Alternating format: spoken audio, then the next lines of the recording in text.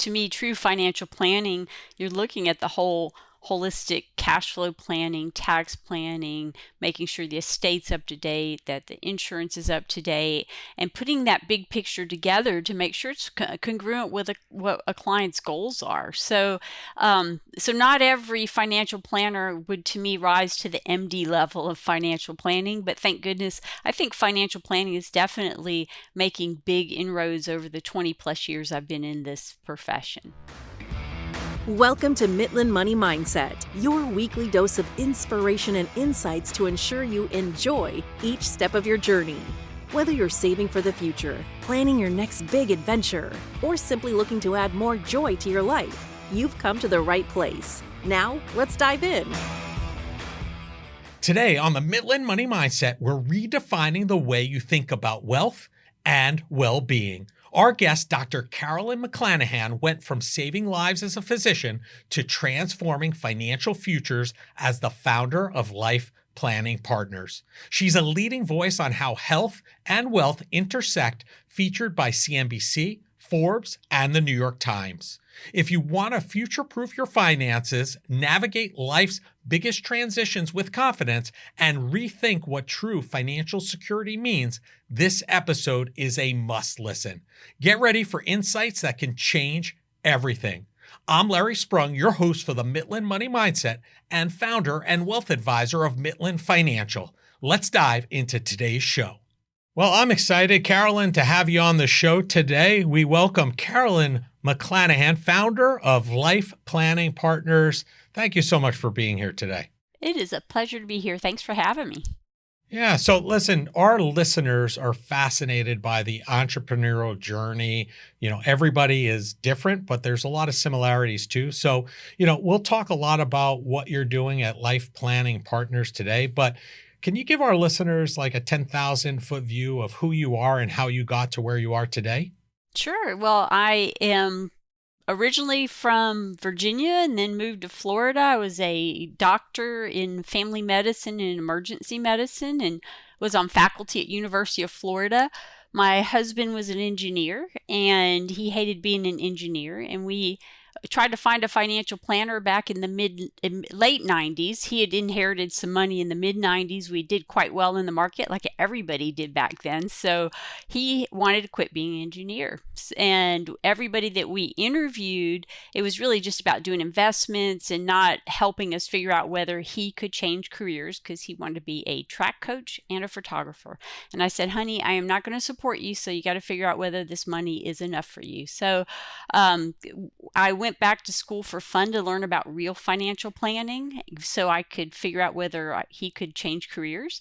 And I fell in love with it. And I saw this huge need for people getting advice. So I opened Life Planning Partners in 2004 and haven't looked back. And, now I get the added benefit of helping advisors also navigate the intersections of health and finance. So in addition to my practice, I educate a lot of advisors on anything related to health and money. Amazing. So your husband's career change effectively put you on a new trajectory as a result. Yeah, absolutely. And I loved being a doctor actually, but after came down to it, it's like the business of medicine isn't very fun, and financial planning is a lot of fun. So I'm very happy with my change. I agree with you. I have a lot of fun every day as well. So, was there an entrepreneurial background to you, or are you a first generation entrepreneur? Well, gosh, no. My dad, he was career military and he retired after 20 years. Back then he was in his late 30s, and he opened a donut shop, and he was a baker, and I grew up working in a donut shop. So my dad very much was the entrepreneur, but that man worked 364 days a year. And I said, I will never own my own business because I do not want to work that hard. And so I think that's actually what kept me from doing something like this. And, I give kudos to my husband because we had a lot of savings. And so that made that switch of going from being a doctor to a financial planner much more palatable. Plus, I never let my medical license go. Just in case I failed as a financial planner, I could always go back to being a doctor. That's great. Yeah, great story. So thank you for sharing that. And Hmm. I know you kind of just glossed over it a little bit, but I want to explore this whole idea of being an MD, right? Going through that training and everything you need to do to be a doctor, like you are and you were, in traditional practice, and then a CFP. How did you end up? What was the genesis, and how did you think about like those two? uh, I guess licenses, the license on the MD side and designation on the CFP side. Hmm. How did you come to be like bringing those together under one roof, so to speak?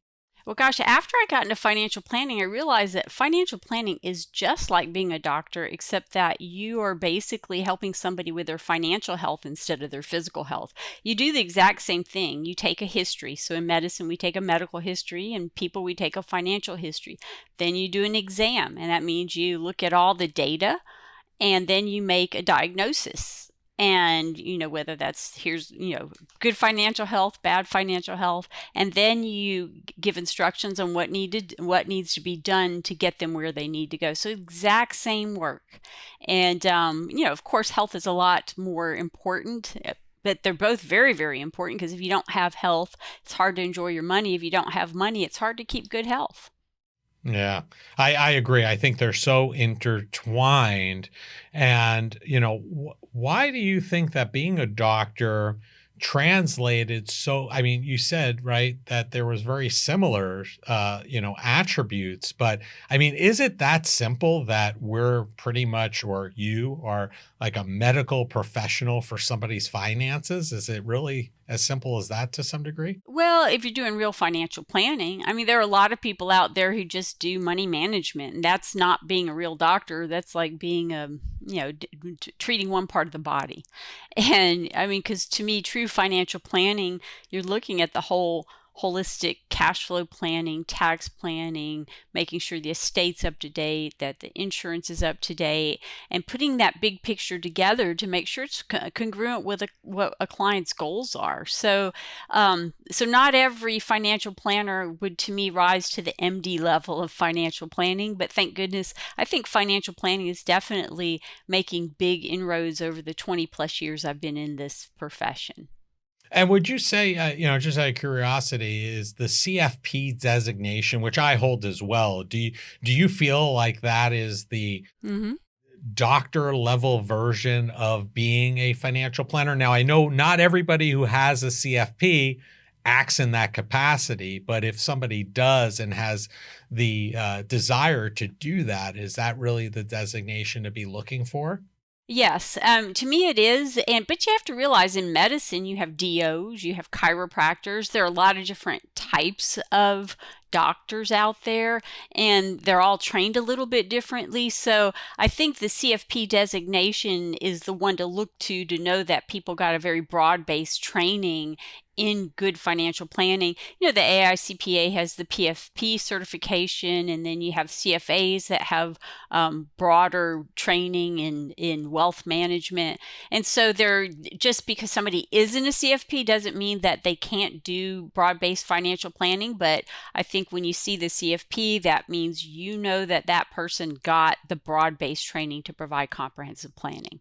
Yeah, I think that was a good point because you're right. There are many different versions of, doctor out there, and I think we have the same thing in our profession for that matter. So, let's talk about because we talk about, and our listeners are very interested in the interaction between health and wealth. Hmm. And you mentioned it earlier. You kind of went down the path that health is more important, and I tend to agree because if you don't have your health, it doesn't matter about your wealth, right? Hmm. So they are inextricably really linked up. So can you share your perspective on that and kind of your, I think you have a unique perspective coming from the medical side and now the financial side to share a perspective that maybe we haven't heard before or shared with our listeners on this show before. Well, I think it's really important. I think planners in general do not do a good job of this, but we need to plan for who people are, not who they want to be. Everybody wants to live long and not have any problems throughout their life. But, if you have a client in their 40s and 50s and they're overweight, they're using toxic substances or hanging out with too many toxic people, that person doesn't have great life expectancy. And so we need to quit planning to age 100 for those people. And likewise, for the people who are living a long time, that, we do plan for longevity, but you got to put a lot more thoughtful planning into planning for aging and cognitive decline, because the longer you live, the bigger the chance you have of getting cognitive decline. So this is something I'm actually working on with the CFP board. I'm on the CFP board Resource Commission, Standards Resource Commission. And this year we're actually focusing on working with aging clients, because advisors do a poor job of dealing with the issue of cognitive decline until it's way too late. And so I have a process I've been using for years on how to put things in place so that if cognitive decline develops, a client is going to be much better taken care of, and you're watching out for them on a higher level than what most advisors are doing now. Yeah. And I mean, there is this, level of degree that you have that, I don't have. And I don't know, you might even be a unicorn in terms of people who have a medical background and the financial planning background. Do you find yourself having conversations from a medical perspective with the families that you work with because of that unique perspective? Or is that something you just kind of touch on in the conversations at a high level? Well, I want to be clear in that talking about things like aging and cognitive decline, that's not necessarily medical. I mean, we all, Agreed. when you're over 60, the risk of dementia doubles every 5 years. And we've all had family members who are dealing with issues. Even if you don't get dementia, you may get mild cognitive impairment or just frailty with aging. And by understanding basics of aging, basics of the kind of health problems people get as they age, you can be a much better financial planner. And so the conversations I have with clients around health and finances are not any conversation that a regular advisor couldn't do. Now, occasionally I get a client that has a serious medical issue, and then, sometimes my medical expertise does come in handy there. That's where I do a lot of education for advisors on planning for serious illness, things like ALS, MS, cancer, because there are a lot of things that advisors can do, even if they don't have a medical background, that can help those people with serious illness. Yeah, I listen. Well, as you're talking about this, I'm having like a flashback to a family that we worked with that the husband used to come in always by himself, sharp as a tack, right? Mm-hmm. Sharp as a tack. And he started coming in with the wife a couple of years earlier, and we started seeing them together. And at one point, I noticed that the husband, something was not right. And, the wife ended up using the restroom. And on her way back, I excused myself from the conference room and stopped her and said, "Hey, is something going on with your husband?" And she's like, "Yeah, we've been kind of noticing something." And, she was so super appreciative that I noticed it. I was aware of it. Mm-hmm. And, it was really, I think, something that solidified our relationship, because it was something that she felt comfortable confiding in us because we noticed it, observed it, and started having very early conversations with her about things that she needed to start thinking about, because that was, happening in those moments. Yeah, it's super important to me to have the possibility of that conversation, to have that conversation about the possibility of cognitive decline in advance.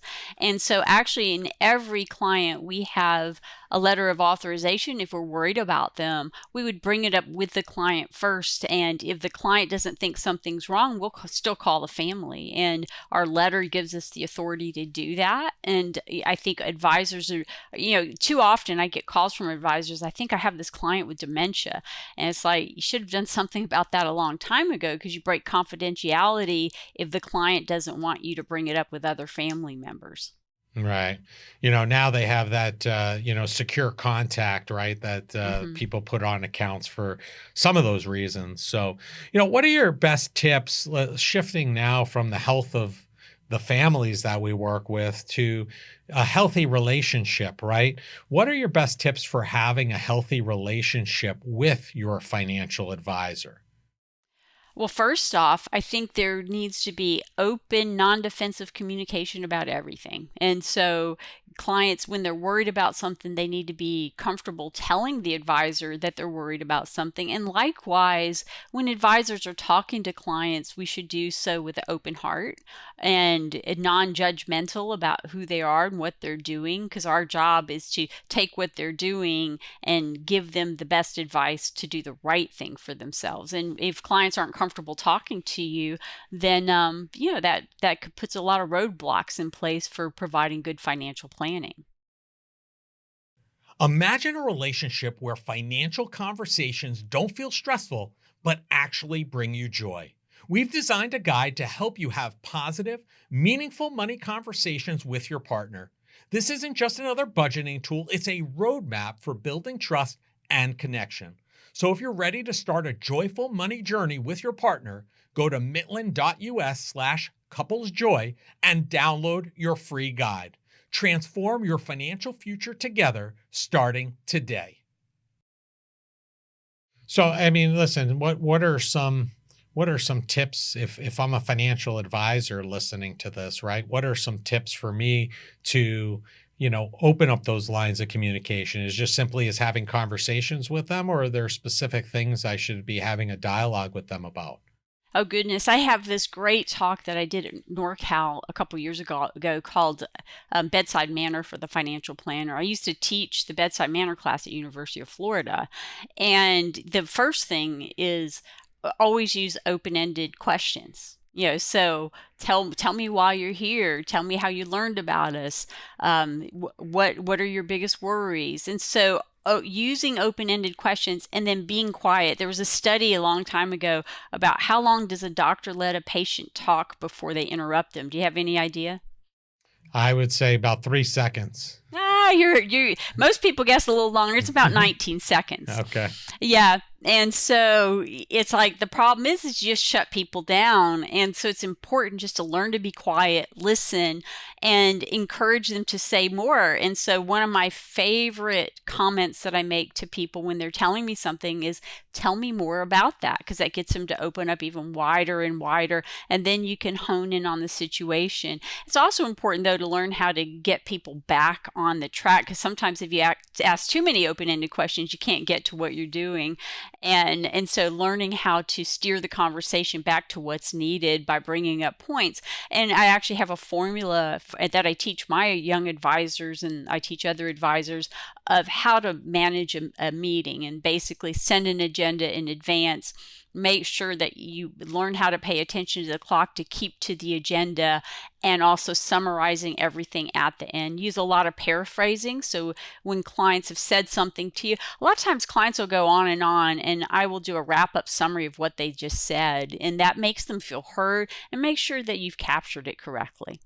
Yeah, I think those are great tips for building that relationship and making them feel comfortable if and when things should go awry, that they're comfortable having that conversation with you about what, may be bothering them, or maybe a pain point for them.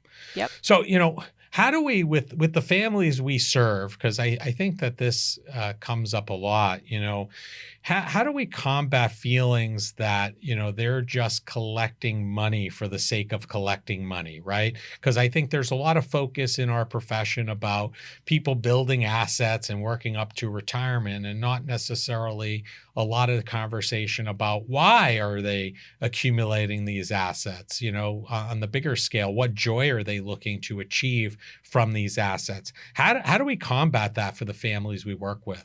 Well, first off, so another talk I do is titled, Are You Happy Now? And what we do with clients is when they come in, it's like, tell me about your life now. What are you doing that you enjoy? What would you like to be doing that you're not now that you could enjoy? And getting an idea of whether to them is money the tool or is it the object. And for too many people, money is the object, and that's not a great mindset. Using your money mindset name there, and so trying to morph their brain around how do I want money to fit into my life? And so the big thing that we do for clients is, a good cash flow analysis, especially initially, of how do you spend money, and is everything you're spending on bringing value to your life? It's funny, through the years, I've seen more and more people have just these huge number of subscriptions, and it's like, how can you use all of these? And you find out they're not using a lot of them, so getting them to cancel the things that aren't even if they have plenty of money, it's like, well, why use it on things that are bringing no value to your life? So making sure all their spending is bringing value, and if it's not bringing value, what would bring value to their spending? The other thing we do is we do cash flow analysis every year, and even we have clients, with most of our clients have plenty of money, and the challenge that you run into is you don't want them just accumulating and not having a plan for what are they going to do with that. And especially, like, too many want to leave a legacy for their kids. Well, enjoy that legacy while you're alive and start giving it away while you're younger, so that they can enjoy it, so you can see them enjoy it, and so you can see if they're going to be responsible with it. Yeah. I think those are great points, right? In terms of, we try to accumulate this, but we really need to have that why really laid out and understand that. And Right. and I agree with you. It's, if something is in that spending that you're getting joy from, then that's one thing. If you're getting joy and can afford it, great. If you're not getting joy, whether you could afford it or not, it's get rid of it. You could redeploy that in other places. So Right. I think that's a great point. Now, one thing I found interesting about you is you give those you serve a clear set of expectations set out as engagement standards. And one of those is, we do not work with mean people. That's And, true. I love that. And I love to explore the joy that comes with serving those who you enjoy spending time with. No, you're exactly right. We do not work with mean people. I don't phrase it. So our client engagement standards spell out what we deliver to clients and what we expect from them to do a good job. And if they can't agree with that, then we won't take them as clients. And I can tell you that has kept us from taking many clients who would not be ideal. And when you're serving people that your values resonate with, that what you do resonates with them, it just makes it for a joyful job. Work is such a big part of your life. If you're not enjoying it, why are you doing it? So that clause, the no mean people clause, basically says, if we're not enjoying and respecting one another, we need to reevaluate the relationship. And the beautiful thing about engagement standards is, if clients aren't following them, then we bring it up. And the two main reasons clients follow engagement standards: one, we say you have to be engaged and work with us on doing your ongoing financial planning.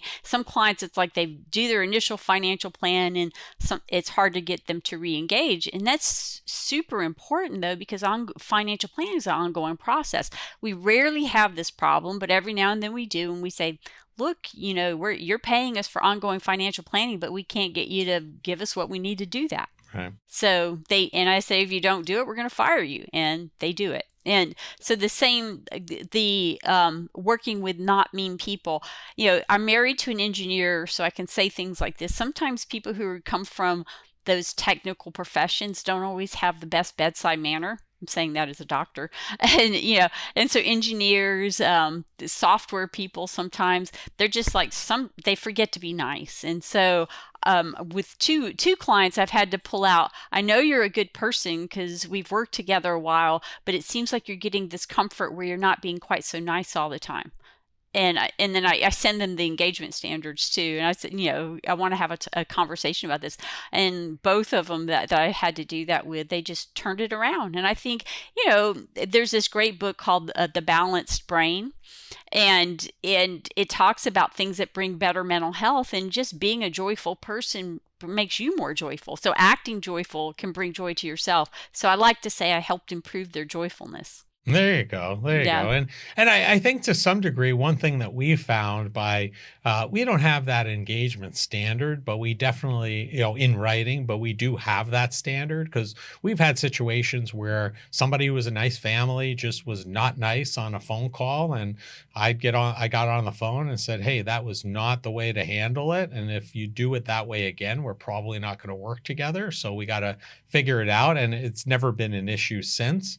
But I also find that having those kind of standards, whether in writing or just verbally relay those to families, you also have a tendency to attract other people who are attracted to those standards, right? Who want to be correct. around other joyful people. So it almost acts as like a filter device because if somebody is not aligned with that, they may see it on your website and go the other way versus three other people might see that and be like, I have to talk to Carolyn because this is really in my wheelhouse. Yeah, no, you're exactly right. In fact, we have one of our things that we say we deliver is we return all phone calls within a day and emails within 2 days. And we have one very large client that read that and said, that's when I knew I was signing up. It's like, and it's amazing to me how many like advisors don't return phone calls. And, it's basic service. I agree. I don't even know, to me, that doesn't even have to be in a service standard because that like should be the service standard. But I agree, it's not the case. It's crazy. Right. Yeah. So, where does your passion for financial education come from? You can hear it in your voice clearly. When you look you up, you read about you and see what you're involved with. Something so passionate. You're talking about working with the CFP board on certain things as well. Where does that passion really derive from?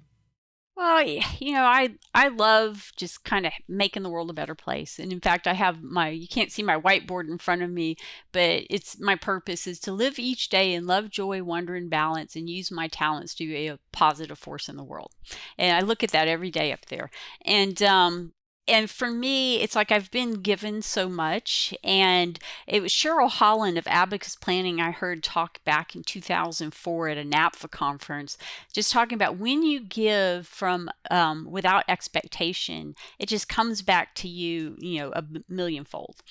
And coming from the world of medicine, medicine is very not doctors aren't nice to each other. The whole medical world is just very tough, and I had not gotten over that scarcity, that mentality of dog eat dog world of medicine when I was exploring going into financial planning. And she said that, and I'm like, and she seemed like the happiest person in the world. And it's like that's who I want to be. I want to be that happy person. So I started just doing it as a practice. And then I realized, oh my God, it's so true. And so, I'm in this very fortunate position of coming from two professions where I see things that it's not because I'm brilliant or anything. I get to see things that others don't see just from the vantage point of coming from two separate worlds.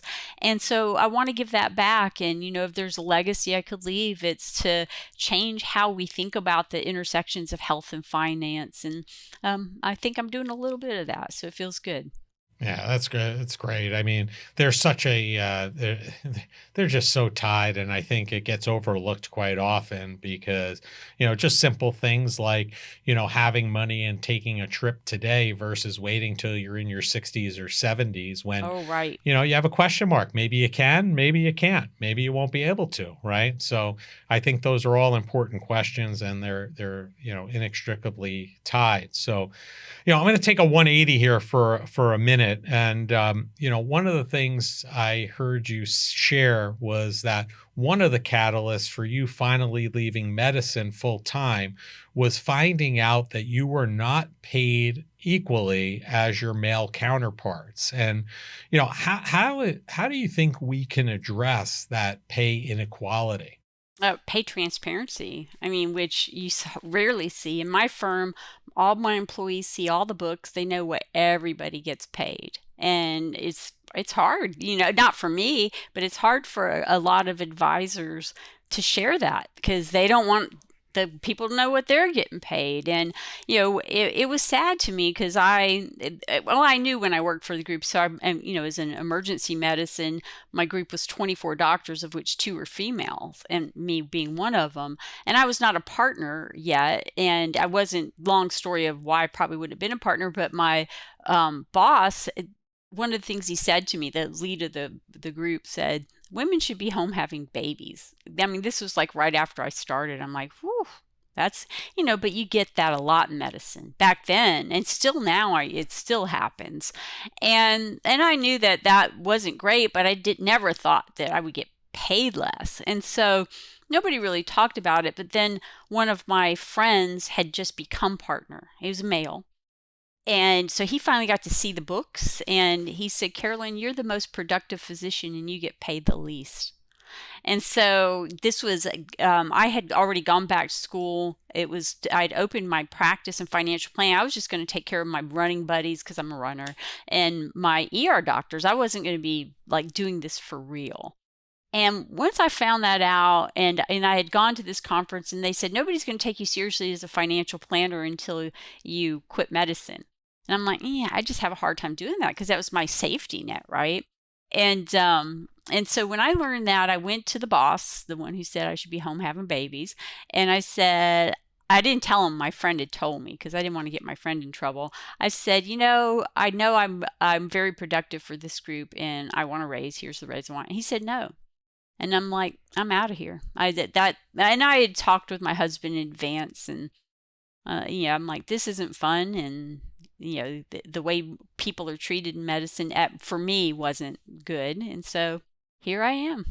Wow. Okay. Yeah. Well, thank you for sharing that. And I think that's an interesting concept. I have heard it before for some other firms, industries, et cetera. I don't see it in practice used very often, but I can see how that can make a change. And I guess also having conversations like this can also open up the lines of communication. And I'm sorry that person said that. I like, you probably saw my facial expressions. Yeah. I'm like, what year is it that this happened? Right. I'm like, are you kidding me? But I guess, it's still happening. Yeah, it unfortunately is. I feel like, in fact, we're kind of going backwards a little bit. Oh boy. Yeah, but hopefully, we just got to keep standing up. Yeah. Well, Carolyn, it's been a pleasure having you on, and we end each of our shows asking our guests the same final question because our listeners listen for this. They want to know, because we are the Mitlin Money Mindset. We're all about joy. And that is, what did you do today that brought you joy and put you in the right mindset for success? Well, I actually have a routine every morning. I get up, I have my tea, I write in my journal, and I have a nature sanctuary in my backyard, a bird sanctuary, and I raise mealworms to feed my birds. And so it's kind of like Alice in Wonderland. I go out, and not Alice in Wonderland, what's the Seven Dwarves where the butterflies and the birds are falling? Yeah. I go out in the yard and all the birds come, and and I feed all the mealworms. And so I just have this great sanctuary to start my day, and it just puts me in a great frame of mind to do good things. Do you fish as well? Because you could be still, I'm sure you're set there too. For fishing, yeah, that's right? Earthworms. Earthworms and mealworms are very different. You're right. You got me there. Me there. I wasn't thinking. I was thinking in the wrong worms, because we used to have I used to have earthworms out back during the summer months. So I'd have plenty of bait for fishing. So. Yeah, no, don't fish. But I just hate looking at their little faces when I catch them. So I let other people do that. But yeah, the mealworms, the birds like to eat. So understood. Yeah, I could see how that could be incredibly relaxing and joyful. So thank you for sharing that. Our listeners love hearing that. And, we're going to have all of your information in the show notes about you, about Life Planning Partners. But if people want to learn more about you, connect with you, so they can go right now and do that, what's the easiest and the best place for them to do that? Well, my speaking website, where I put all my talks and how to reach me for speaking engagements, is carolynmcclanahan.com. That's easiest. And then lifeplanningpartners.com is my business website.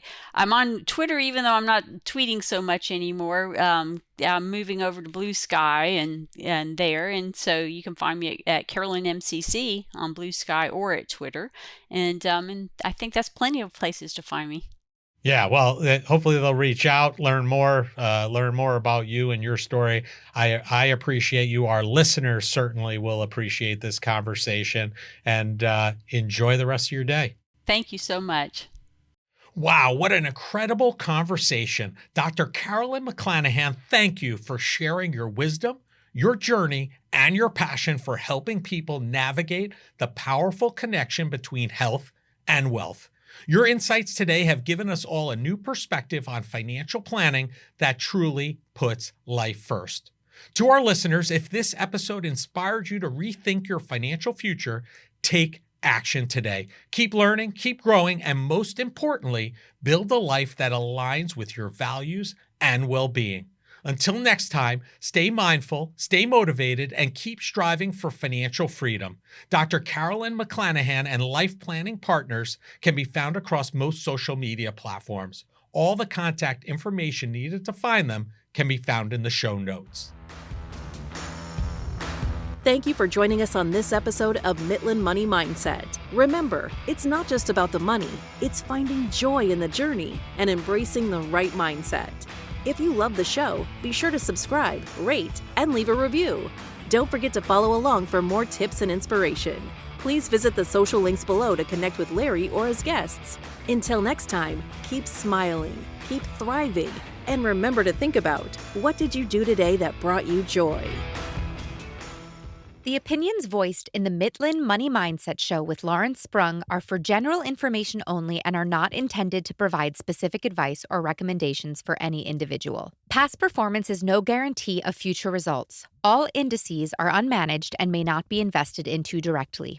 Investing involves risk, including possible loss of principal. No strategy ensures success or protects against loss. To determine what may be appropriate for you, consult with your attorney, accountant, financial or tax advisor prior to investing. Investment advisory services offered through CWM LLC, an SEC-registered investment advisor. Guests on the Mitlin Money Mindset show are not affiliated with CWM LLC.